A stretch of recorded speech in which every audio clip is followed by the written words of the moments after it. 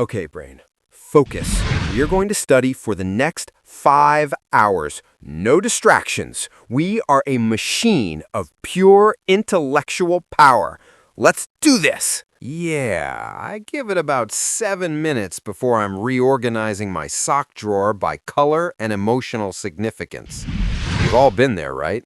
You sit down with the best intentions, and then suddenly you're 3 hours deep into a video about how they built the pyramids, and you haven't even opened your textbook.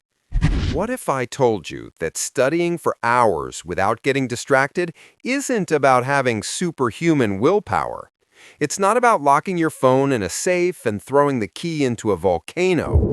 It's about outsmarting your own brain.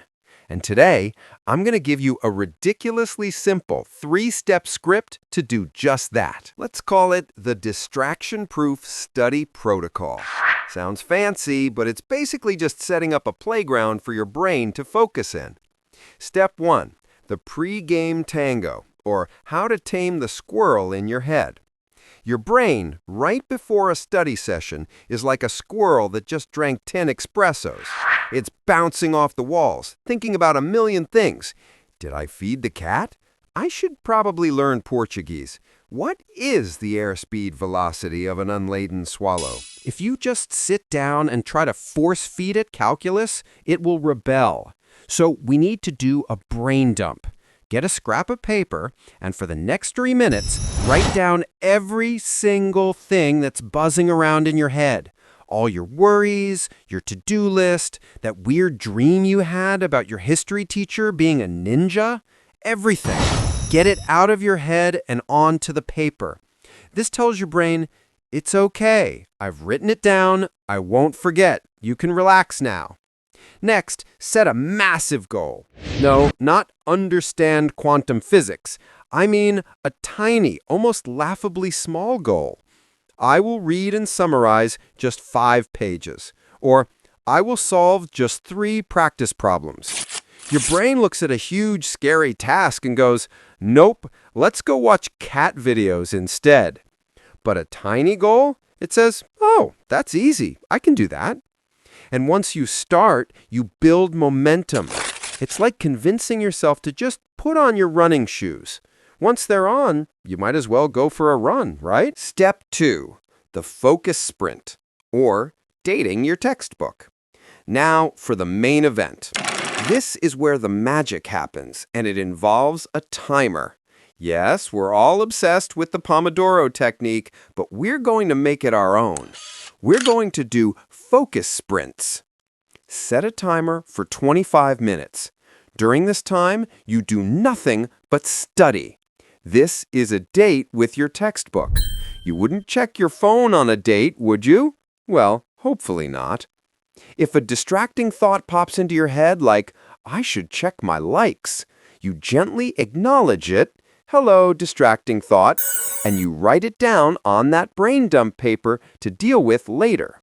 You don't fight it, you just note it and let it float away like a cloud. The key here is to make your study environment as boring as a waiting room with only one very old magazine. The more boring the environment, the more interesting your studying becomes by comparison. Your phone should be in another room, or at the very least, face down and on Do Not Disturb. Close all those unnecessary browser tabs. You don't need 17 open tabs when you're studying the French Revolution. Marie Antoinette wouldn't have had 17 tabs, and look how she turned out. Let 'em eat cake, but don't let 'em have notifications. When the timer rings, you stop.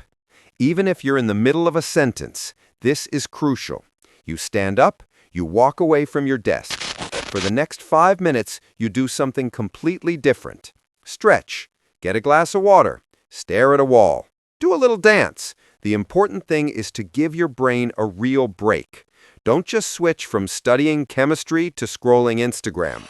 That's not a break, that's just switching tasks. Your brain needs to actually rest. Step 3, the reward refuel, or why you're not a robot. After 3 or 4 of these focus sprints, take a longer break, 20 to 30 minutes. This is non-negotiable.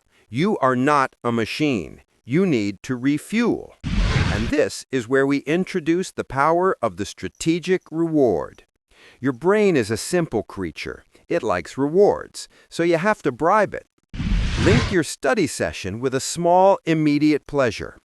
After I finish these 3 focus sprints, I get to have a piece of my favorite chocolate.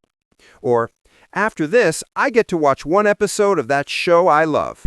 This trains your brain to associate studying with good things. Right now, it probably only associates it with stress and misery. We need to change that narrative. You're basically Pavlov's dog, but instead of drooling for a bell, you're getting smarter for a cookie. It's a good deal. So, to recap, tame the squirrel brain with a brain dump and a tiny goal. Go on focused, timed dates with your textbook in a super boring environment. And then reward your awesome brain for its hard work. It's not about fighting distractions forever. It's about managing them in small, manageable chunks. You're not trying to run a mental marathon on day 1. You're just going for a few short, focused walks and slowly building up your endurance. Now, if you'll excuse me, my timer just went off and I have a date with a piece of chocolate the size of my textbook. Go on, give it a try. What's the smallest goal you can set for yourself today? Let me know in the comments. And may your focus be strong and your distractions be few.